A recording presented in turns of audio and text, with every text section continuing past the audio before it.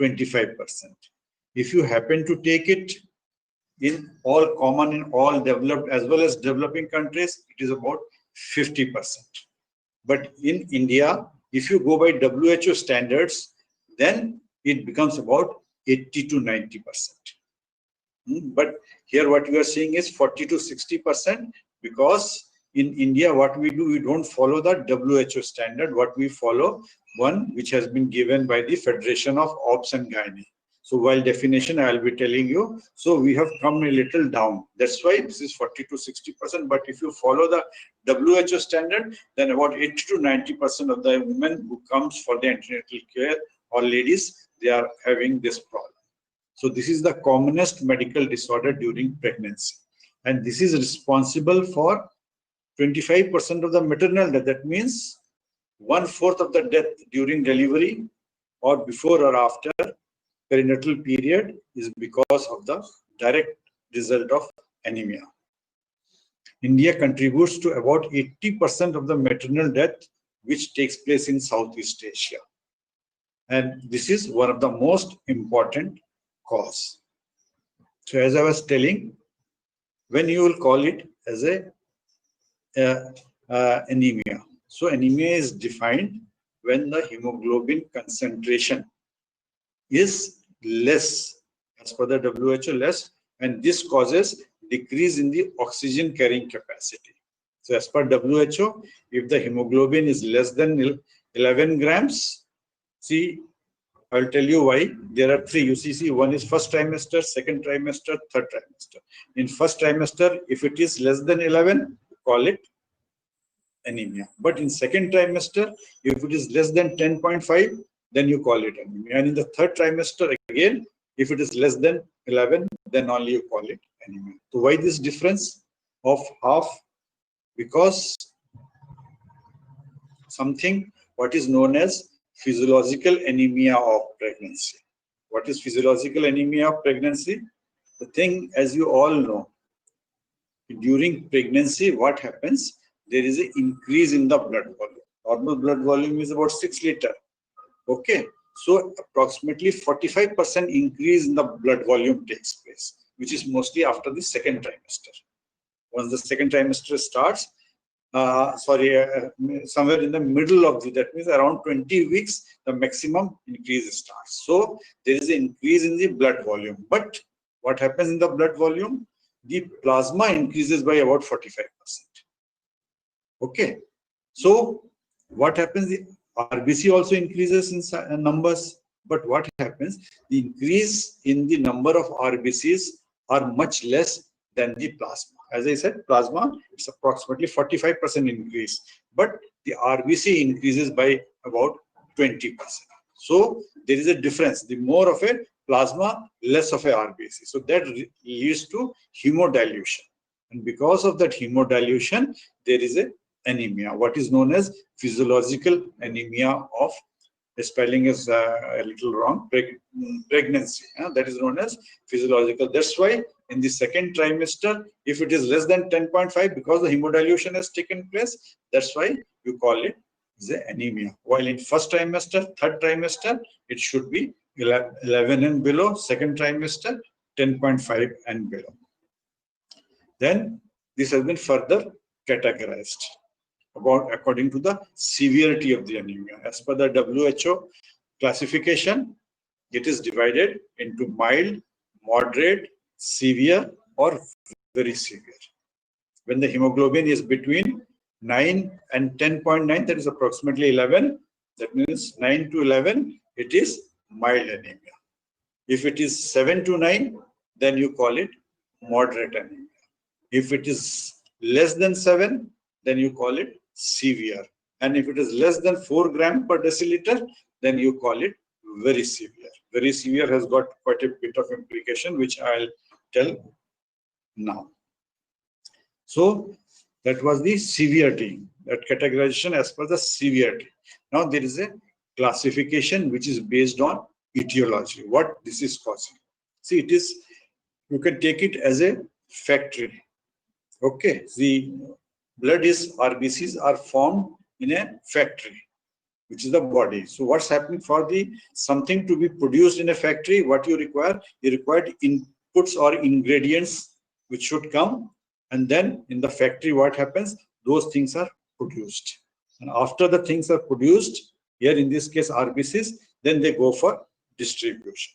So things can go wrong where once the material or the ingredients which are coming, if there may be deficiency, the ingredients are not coming into the factory.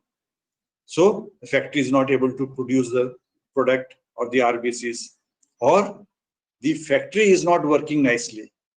Okay, so those of ingredients have come, but factory is not able to produce. So second cause is, the first is a nutritional deficiency, because for production of RBCs, certain things are required which are in deficient quantity, or it has come into the body, but body is not able to produce because of certain problem. And thirdly is, it may be because though it has produced the material, it has gone out, but that is being destroyed. And lastly, though it is not being destroyed, there is a leak somewhere. So whatever has been produced, it is going out. So what are those?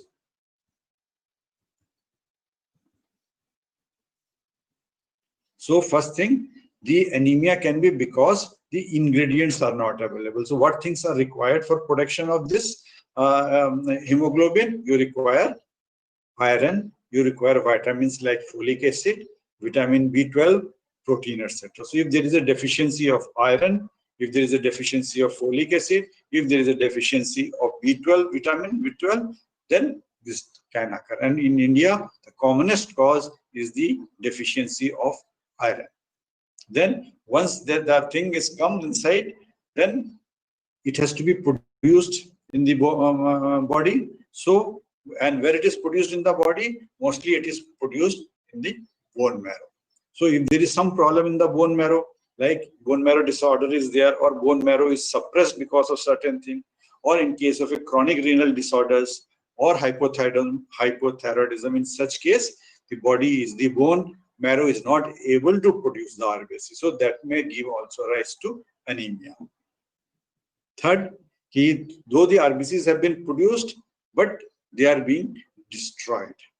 So it may be because inherited problem like hemolytic anemia, sickle cell anemia, thalassemia, spherocytosis, so all these things, or it may be acquired. How it is acquired? Maybe there is a immunity to the RBCs. There's immune antibodies are there which are destroying the RBCs, what is known as autoimmune hemolytic anemia. Or like there may be infection, say malaria, which is destroying the RBCs. So though the RBCs are produced, and hemoglobin is produced in the marrow, but that is being destroyed. Or as I said last, there is due to the blood loss, there is a leak somewhere. Where the leak can take place, there is the woman was having heavy menstrual bleeding. So as such, she was having anemia. There was no storage. Normally the body store iron so that when it is required, it is taken from the store. But in this case, what happens? There is no storage is there because of the heavy menstrual bleeding. So they can go into anemia, or there is a leak from where? From the gastrointestinal bleeding is there.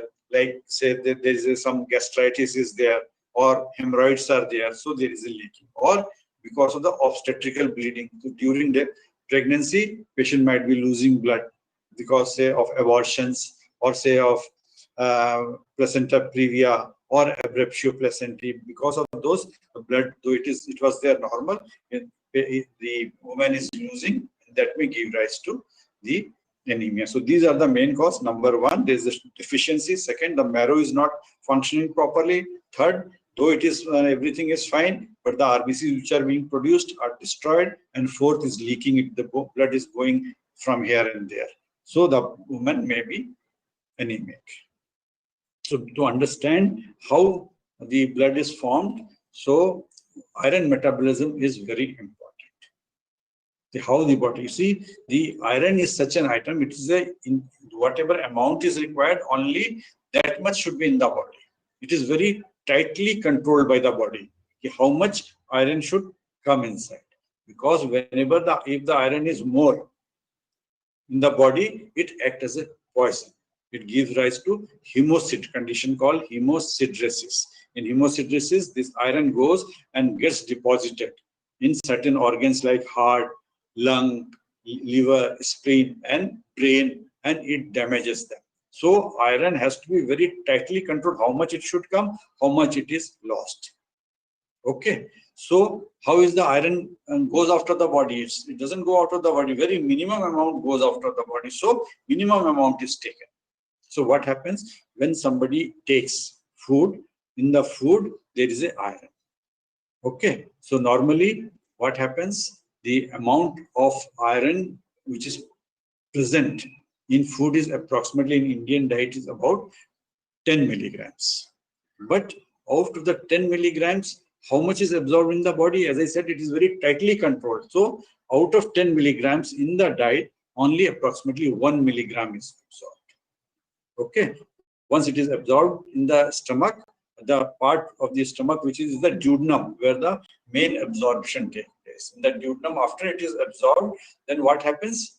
This gets attached to the transferrin. This is a protein in the blood. This is called transferrin. So this iron cannot move itself, so which has been absorbed. It goes and gets attached to the transferrin, and from the transferrin it goes to the various storage sites. So where it is stored in the body, maximum is in the bone marrow. 75% of the iron which is absorbed, that goes into the bone marrow.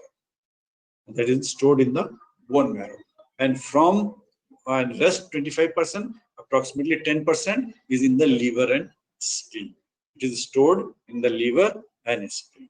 Another 10% is stored where? In the muscles as myohemoglobin.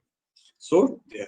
And approximately 5% that is absorbed iron is stored in the enzymes. The body enzymes contains rest about 5%. See and as I was telling how it is excreted, the excretion is very minimum. Most of the excretion takes place in the sweat, or because of those in the GI, gastrointestinal tract, the cells, endothelial cells, they are exfoliated, which goes out through the stools, feces. So that is lost from there. One loss is from the GI, second is from the sweat, third is during the menstrual period, and lastly very minimum amount through the urine. And the total loss of iron in a day is approximately 1 milligram. So 1 milligram is absorbed and 1 milligram is lost per day, because excess of this in the body will act as a poison.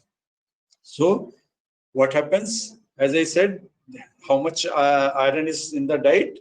It's approximately 10 milligram, and absorption is 1 milligram. So it is only 10% of the iron in the GI is absorbed. Okay, but during pregnancy you require much more. So what you at least require about 5 to 6 milligram during pregnancy.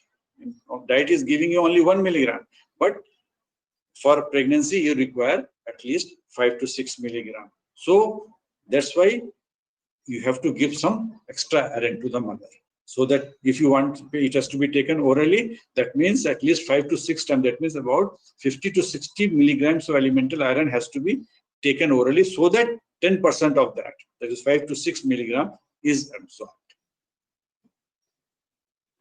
So during pregnancy, how much extra, throughout the pregnancy total, how much extra iron is required? It requires approximately a gram during the pregnancy, full pregnancy. Why? Because what happens, as I said, during pregnancy, there is an increase in the maternal plasma. Okay, so that hemoglobin expansion, because of the extra blood volume. So about 500 milligram or half a milligram is required for the hemoglobin expansion, maternal hemoglobin expansion, or the maternal blood expansion is there. In that you requires about 500 milligrams. And baby also requires, baby with the placenta, that also requires, they require about 300 milligrams. And what happens? So 500 plus 300. Then there is a loss of blood during delivery. So loss is approximately 200 milligrams. Okay.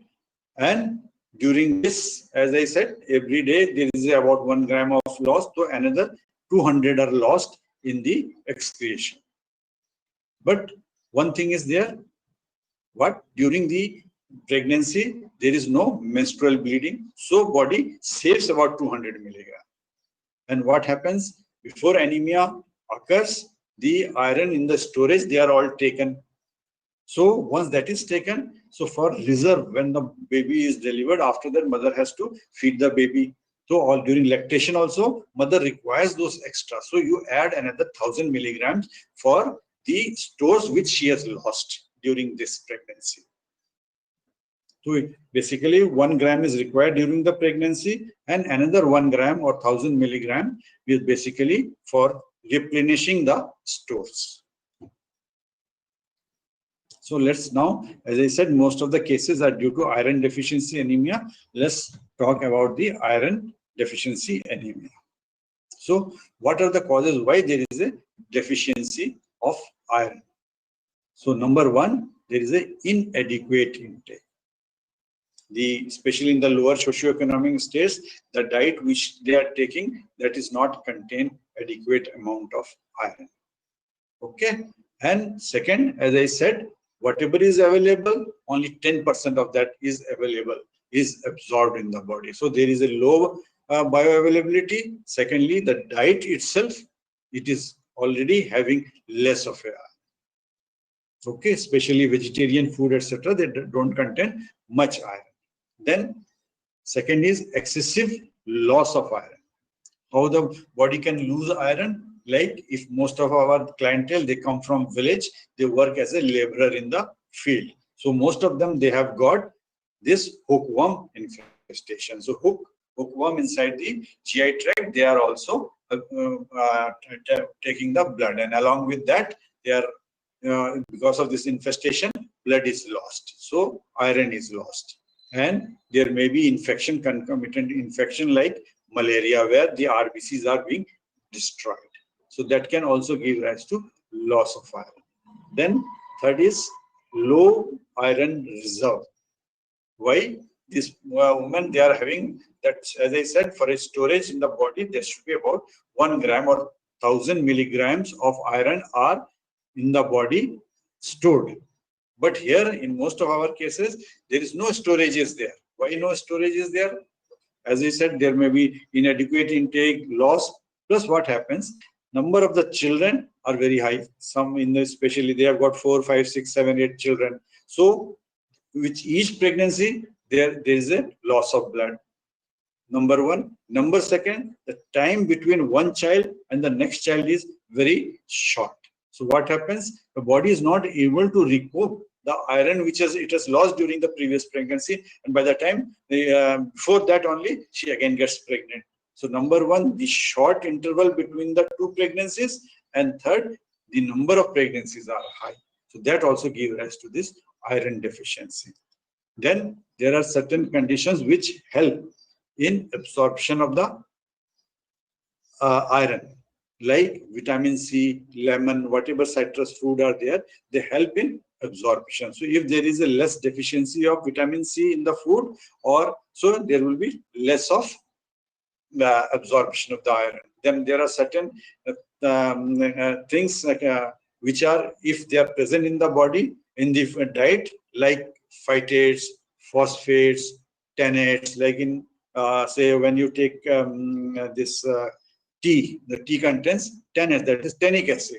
So they all reduces the amount of the iron which is absorbed in the body. So if there is a defective absorption because of vitamin C deficiency or presence of phytates and phosphates and tannates, they will all give rise to this iron deficiency.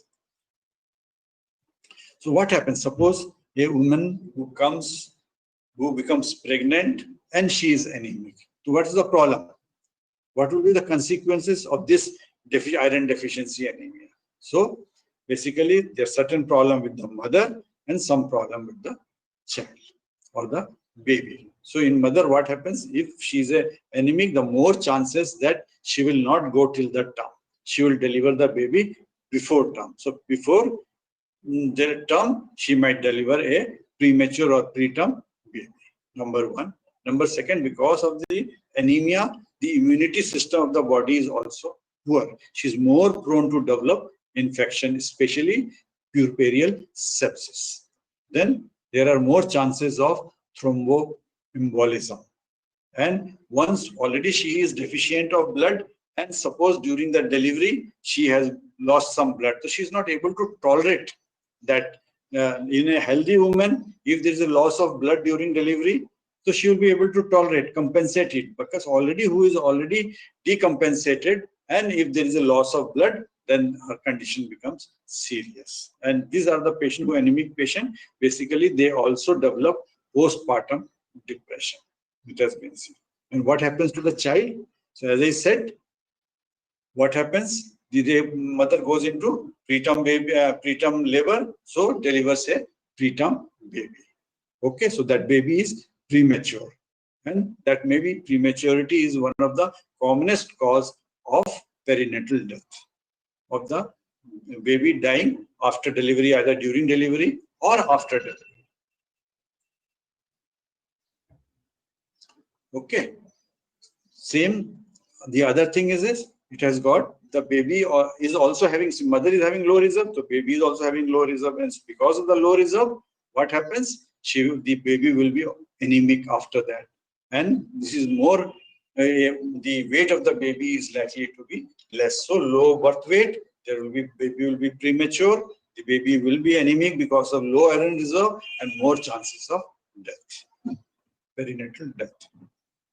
So how they come? How do they present? So in most of the mild cases, there is no symptoms. But if mild to moderate are there, they may complain of fatigue, they may complain of headache, they may complain of giddiness, chakkar aa raha hai, palpitation, and there may be edema or the swelling over the feet or over the face. You can, if you give a look to the face, if the anemia is severe from the face only, you can make out that she is pale and there is a puffiness of the face. And in case of severe anemia, what happens? If the anemia is severe, the heart has to work very high to give that much amount of oxygen transfer, that amount of oxygen, because hemoglobin is low. So chances of heart going into failure. So congestive heart failure is common in that. And in the examination, what you will find, you will see is what in the palpebral conjunctiva, there is a pallor is there. In the tongue, if you see the tongue, normally the tongue is rough, but here you are seeing the rough tongue is very smooth, because the papillas in the tongue, they get atrophied. So this gives rise to a very smooth red beefy tongue. See, if you see on the angle, then you will see there is all this you can see here. So this is known as angular stomatitis. This is inflammation. So this is angular stomatitis. So these things you can see.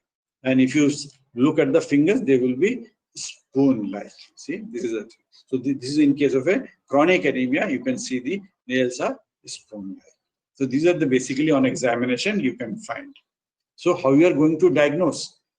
This is a case of iron deficiency anemia. See, most of the things can be, the diagnosis can be confirmed, or you can be diagnosed. Cases of anemia can be diagnosed just with the help of complete blood picture and peripheral blood smear. So in case of iron deficiency anemia, what you will see, the hemoglobin will be less. As I said, it will be below 11 grams, or the packed cell volume or hematocrit is less. Normally hematocrit is about 35. It can be much less than that. So if you count the RBCs, count of RBCs count is also, normally it is in female, it is 4.2 million. So it will be normally less than 3. Then low MCV. What is MCV? Is mean corpuscular volume. The RBC size will be small. So what is known as microcytic, small RBCs, and MCSE, mean corpuscular hemoglobin. Considering each RBC, the concentration of the hemoglobin will be less. So in the blood count only you can find this. And if you take a peripheral smear, you will find small, the RBC size is small and the color is faded. What is known as microcytic hypochromic anemia. It will look like something like this. You can see the RBCs. These RBCs are small, and in the center you see there is no color. So these are microcytic hypochromic anemia in the peripheral smear you find. So this is also found in cases of a thalassemia. Also, if you thalassemia also give rise to this sort of a picture.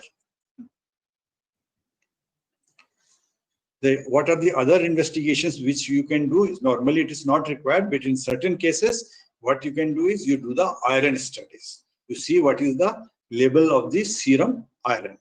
This is not that much specific. Low serum ferritin is more specific. So you can do is measure the total serum iron or serum ferritin.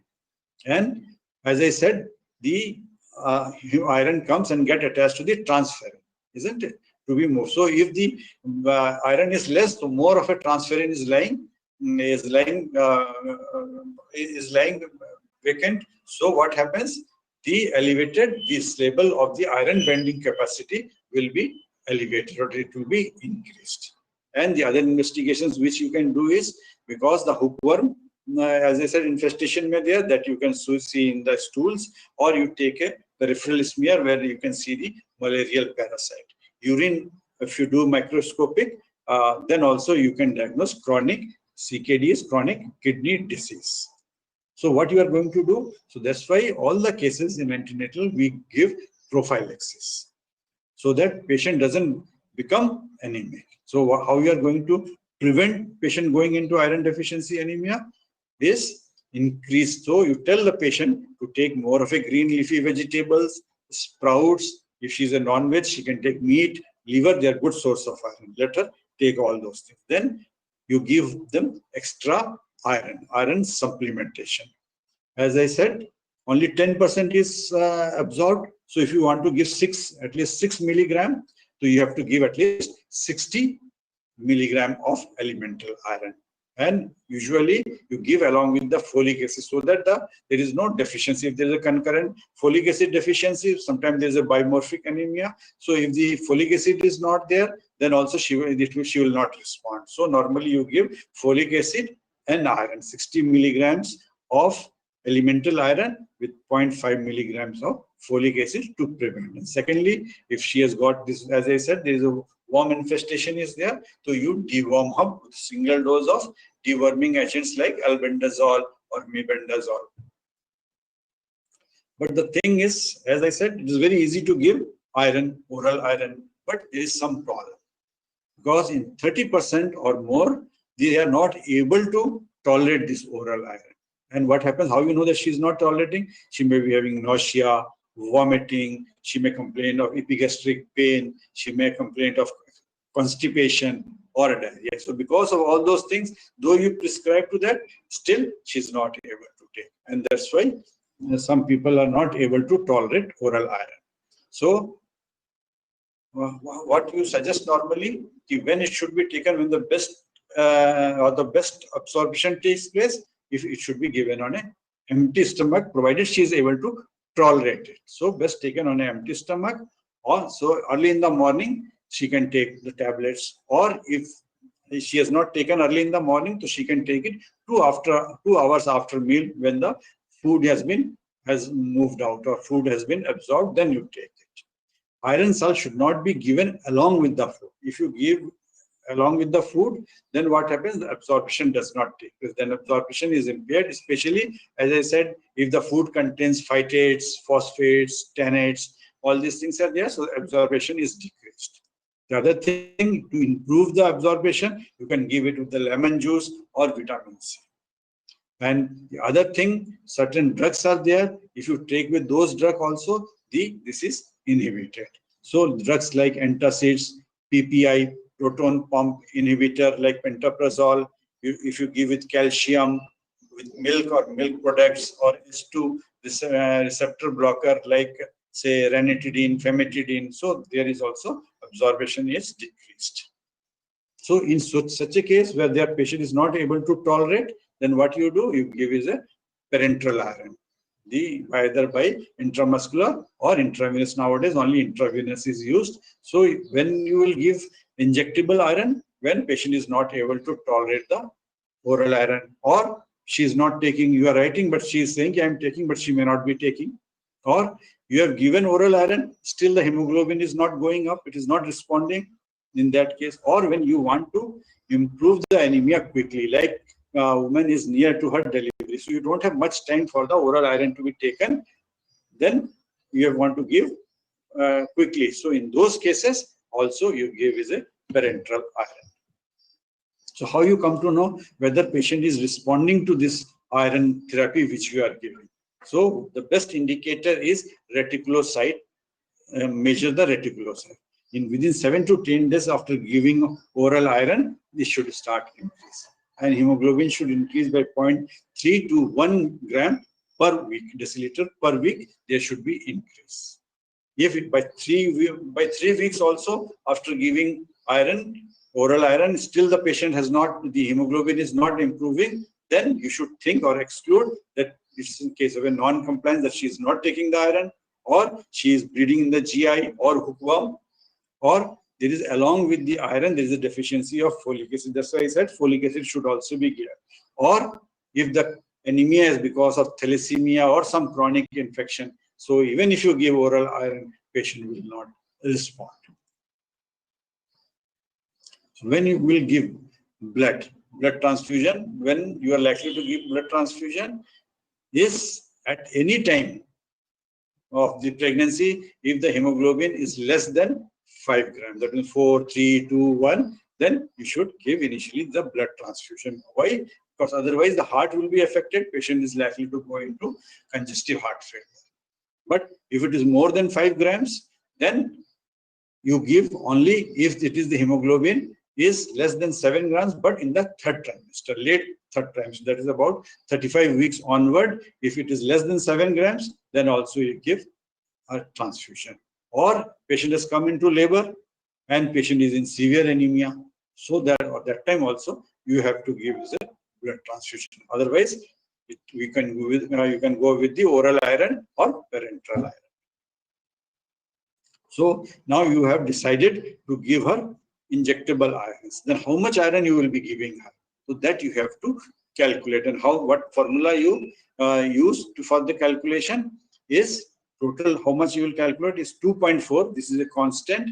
Then what was her weight before the pregnancy, pre-pregnant weight in kilograms, and you multiply with the hemoglobin deficit. Hemoglobin, and you expect a pre-pregnant woman to have about 14 grams of hemoglobin, but now her hemoglobin is 7 or 8. So from 14 you minus say 8 or 7.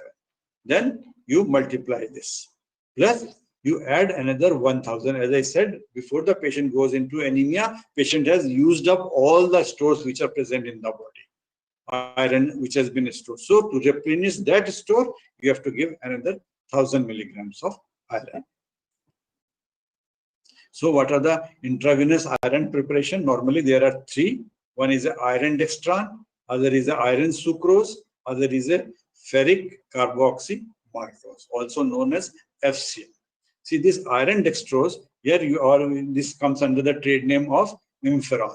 So this you can either give intramuscular or intravenous. The advantage of this is, suppose you are giving intravenous, then in one dose, in one sitting, you can give the total amount of iron what is required. That can be given. But the problem is there is a chances of severe reaction is there. Okay, because when the iron goes directly into the blood, there may be severe anaphylactic reaction, or patient may start profusely sweating, difficulty breathing, itching, and all those things. So chances of this reaction is there. So this, before giving this, you have to test it. That problem is not with iron sucrose or FCM.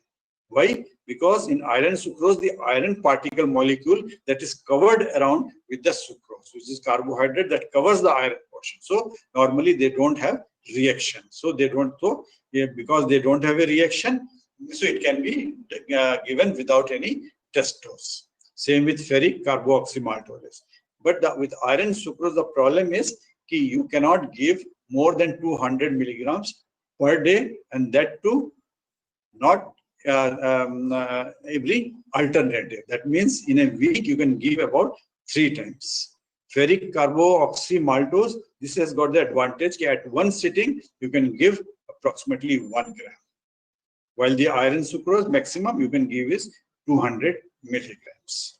So nowadays, in most of the time, we use is iron sucrose in our hospital. In other hospitals also, they use is iron sucrose because the reaction is not there.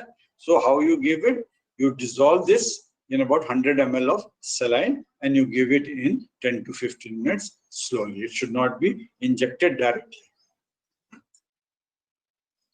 So what are the other two types of anemia? As I said, with iron deficiency anemia, what was there? The cells were, RBCs were small in size, so they were microcytic anemia. While the RBCs are bigger in size, in some of the anemia, the RBCs is bigger. What is the normal size of the RBC? It is about 80 to 100 femtoliter per deciliter. Okay, so that is the normal size of the RBC. What happens here?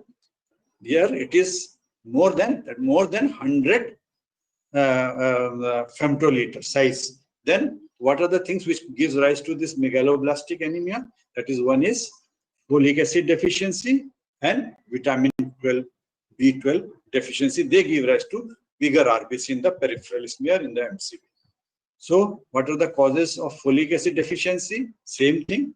The folic acid may be deficient in the diet, or if there is a multi-fetal pregnancy, the number of fetuses are there, say maybe twins, triplets, quadruplets, more is required, diet is not able to give. So they also give rise to folic acid deficiency. Then certain drugs like dilantin, which is used for epilepsy, if the patient is taking that, so that also does not allow folic acid to work.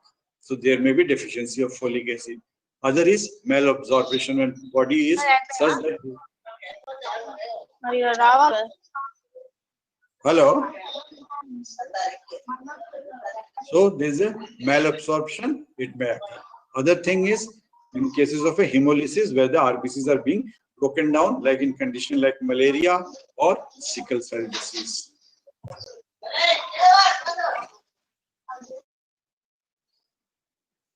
Please keep your things mute. Then how we are going to diagnose a folic acid deficiency? In this, you will see is in the peripheral smear, you will see is a macrocytic anemia. And if you see the size of the MCV or mean corpuscular volume will be more than 100 femtoliter. And you take the low serum folic acid, that will be low. And in these cases, LDH, lactate dehydrogenase, is elevated. So what you do in this case, you advise them diet which is rich in folic acid like leaf-leafing vegetables, legumes, or animal proteins. And as a prophylaxis, you can give 0.5 milligram once a day of the folic acid tablets. But if already patient is anemic because of the folic acid, then you give minimum 1 milligram per day. Normally the government tablet that contains 5 milligrams. So for treatment, at least 1 milligram is required, and advise them about the diet. Later take those green leafy vegetables which are rich in folic acid. And if there is, along with the folic acid deficiency, if the iron deficiency also is there, so you have to correct that iron deficiency. Otherwise, anemia will not be corrected. Then what about vitamin B12 deficiency? Same thing, especially this is also required for the production of hemoglobin. So if there is any inadequate dietary intake, it happens normally in case seen in the vegetarian and vegans. That means even those people who are not taking even milk also, they are known as vegans. So either those vegans and vegetarian, it is more commonly seen in this. Which are the other people who are likely to have vitamin B12 deficiency? See, in certain, for the absorption, there is an intrinsic factor is required. So if there is a deficiency of the intrinsic factor, then also this vitamin B12 is not absorbed, which gives rise to pernicious anemia. Or in the women who have undergone, say, gastrectomy, a part of the stomach has been cut. Okay, so the partial gastrectomy they have gone, or is already a known case of gastritis. The other is malabsorption syndrome or hereditary disorder. In some of these, hereditarily they are not absorbed. Or in infection like HIV, there can be deficiency of vitamin B12. So how does that presents? woman who is having vitamin 2 deficiency, then as I had shown you the tongue, there may be smooth, but that's a beefy appearance it gives, like a beef it will be given. Then gastrointestinal symptoms, she may complain of there is a tongue, in the soreness of the tongue. She may complain of loss of appetite.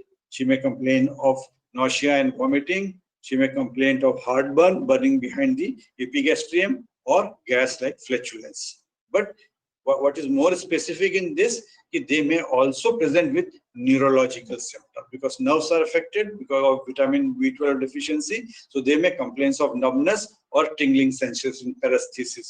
They may complain of. They may complain of weakness. Their memory may be impaired. The other thing, they may also be suffering from osteoporosis because of this. So how you are going to diagnose that this is a case of a vitamin B12 deficiency? Same, if you see the blood, complete blood count, then you will see the hemoglobin and PCV will be less. The RBC's number will be less because of the anemia. RBC number will be less. But if you see the size of the RBCs, that will be large. That will be more than 100 femtoliter. Or concentration of the mean corpuscular hemoglobin concentration, that will be low. If you see the peripheral blood smear, you will see macrocytic RBCs. Then the WBC, they will be having hypersegmented neutrophils. The most diagnostic is you measure the level of vitamin B12. So it will be low. The vitamin B12 level will be low and elevated or increased homocysteine level will be there. So you treat them with injectable vitamin B12. Then suppose after giving iron, folic acid, vitamin B12, in spite of that, for 3 weeks you have treated, in spite of that the hemoglobin is not going up, then you should think there is some other problem which is causing this anemia. So hemoglobinopathy is another common cause, not very common. They can be behind this. So if with all those ingredients which you are giving and still the patient is not, anemia is not being controlled, then you should think about thalassemias in pregnancy. So what is thalassemias? See, basically hemoglobin has got two parts, heme and globin. Okay, so globin is made of chain. Okay, 2 alpha chain and 2 beta chain. So if there is a problem with this alpha chain, then it is known as alpha thalassemia. If the beta chain, that means beta chain is not being produced properly, then it is beta thalassemia. So all this chain has got 2 genes in each chromosome. So there are 2 alpha, that means 4 genes in each, either in alpha or beta. So depending upon how many these genes are, either which has undergone mutation or has been deleted, the patient presents. So microcytic hemolytic anemia, see this thalassemia will also be something like iron deficiency. That means the RBCs are smaller in size, and the globins are the globin which are being produced are poor because, as I said, they are not normal. The chain is disturbed. If all the genes are affected, then patient may be anemic. Then you might have to give blood transfusion throughout their life, and the things gets aggravated during pregnancy. So there are 2 types of thalassemia: alpha, if the alpha chain is involved; beta thalassemia, if beta is there. Major and minor, depending upon the number of genes which has been affected. If 1 gene is affected, there may not be much problem. But all the 4 genes affected, there may be severe problem. So that is the another cause. So what are the characteristics of different type of thalassemia, alpha or beta? See, majority of the adults are asymptomatic. Why? Because, as I said, the genes, only 1 or 2 genes are affected. But when 3 or 4 genes are affected, they will be symptomatic. So the RBCs will be smaller in size with either no anemia or mild anemia. This other condition is thalassemia intermedia, where that means about 3 genes are affected. So this is common throughout the world. More than 1 gene is affected. That means 2 or 3 genes are affected. And in thalassemia major, beta thalassemia major, what happens? They will require, because all the four genes are affected, so they will require lifelong transfusion, and they are dependent on this transfusion to survive. And in case in alpha thalassemia or 4 are affected, so normally what happens, either they die inside the uterus, or once they come out, they die. So they are not compatible with extrauterine life. This is how this hemoglobinopathies are transmitted. See, mother is also a carrier, father is also a carrier. Okay, so what happened? So then, that's why in consanguineous marriage, etc., this thing may come in. More chances of developing this. So if the mother is also carrier, father is also carrier, then what happens? Half of the children is, as you can see, half of that means 50% will be carrier. Okay, this is straight or this is a minor. So they will be without manifesting anything, half of them will be carrier. And half will be, 1/4 will be thalassemia major. So they will be affected, badly affected. And 25% they will not be affected. So it is, if you find the anemia is not improving, then you have to find out, you have to exclude thalassemia. And how you exclude it? By doing electrophoresis. There you can see the band of whether this is there or not. Same with the another condition, hemoglobinopathy, is sickle cell disease. So what happens? What is the problem with the sickle cell? There is a hemoglobin is of hemoglobin S. In this, what's happening? This is not able to hold the oxygen. So the RBCs gets deoxygenated, and because of the deoxygenation of the abnormal RBC, see, the RBCs become sickle-like. You can see here how the RBCs normally you see is a round. Here you are seeing it, this is a sickle-like. So there are two problems with that. This sickle RBCs, they are destroyed fast. So their life is, normally the life of a RBC is about 120 days. But here the life is just for 7 days. So they are all destroyed. So because they are broken down by the reticuloendothelial system, and that gives rise to severe anemia. So normally the hemoglobin lies between 6.5 to 9.5. The sickle cell disease, if they are happening, so they will be number one, anemic. Second problem with the sickle cell thing is that this sickle cells, they normally are very flexible RBCs, but because of this sickling, what happens? They become very stiff and they are inflexible. So what happens? Since they are inflexible and stiff, they go and obstruct the blood vessels. So the blood is not able to flow through the vessels, and this rises to the portion which is distal to where this stasis is taking place. They will develop hypoxia, acidosis, and increased diphosphoglycerate. Because of this ischemia, so they will have sickling attack, where they will have suddenly acute pain in different parts like brain, heart, etc. And because of the necrosis and infarction. So these two things are happening. One is a vaso-occlusion and second is anemia. So what is the take-home message? What are the key points which I have told today? That anemia is a major health problem. L is missing in health, is a major health problem in developing countries, and as per WHO, anybody having less than 11 grams is diagnosed as an anemia. Majority of the anemia is because of deficiency of iron and sometimes folic acid and vitamin. Less common cause is thalassemia and sickle cell disease. Iron deficiency anemia will exhibit iron. If there is a shortage of iron, then is a microcyte. While folic acid deficiency and vitamin B12 deficiency, they will have the cells larger, what is known as macrocyte. Iron deficiency anemia during pregnancy, this is if the patient develops anemia because of iron deficiency, it may give rise to low birth weight baby. Patient may go into preterm labor, and that may be responsible for the death of the baby. The diagnosis is made only mostly with the help of complete blood count or peripheral blood smear. Very few cases only requires further investigation. Oral iron is the best treatment, first line of treatment, because number one, iron is cheap, and secondly, it is very effective if it is taken properly. Intravenous iron therapy or injectable iron you will only give when the patient is not responding, patient is non-compliant, or it is near to the delivery. Folic acid deficiency is much less common, and this is macrocytic. In case of severe vitamin B12 deficiency, patients presents with severe anemia, large RBCs, and with or without neurological disturbance. So that's the take-home message. Thank you.